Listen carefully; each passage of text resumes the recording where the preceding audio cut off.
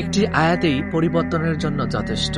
আল্লাহ তাআলা সূরা মুমিনের ৬০ নম্বর আয়াতে বলছেন, উদউনি আস্তাজিব লাকুম, তোমরা আমাকে ডাকো, আমি তোমাদের ডাকে সাড়া দিব। এখানে আল্লাহ তাআলা আমাদেরকে জানিয়ে দিলেন, তোমরা যখন গুনায় জর্জরিত হবে, যখন ভুল পথে পা বাড়াবে, তখন তোমরা আমাকে ডাকো, আমি তোমাদের ডাকে সাড়া দিব। আমি তো তোমাদের সেই মহান রব, আমি তোমাদেরকে অনেক ভালোবাসি, আদর করি, স্নেহ করি, রহমত দেই, বরকত দেই, নাজাত দেই।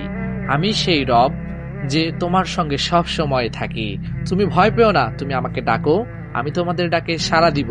আল্লাহ তাআলা তাই তো পবিত্র আল কোরআনে সূরা মুমিনের ৬০ নম্বর আয়াতে বলছেন, উদউনি আস্তাজিব লাকুম, তোমরা আমাকে ডাকো, আমি তোমাদের ডাকে সাড়া দিব।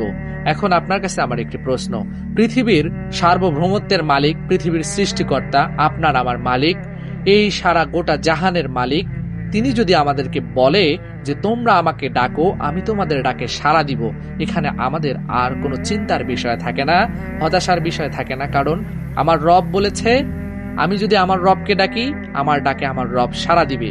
তাই প্রিয় ভাই, প্রিয় বোন, আসুন আমরা সকলে মহান রব্বুল আলামিনকে ডাকি। আল্লাহ তাআলা নিশ্চয়ই ওয়াদা করেছেন, উদউনি আস্তাজিব লাকুম, যদি আমরা তাকে ডাকি, তিনি আমাদের ডাকে সাড়া দিবেন ইনশাআল্লাহ।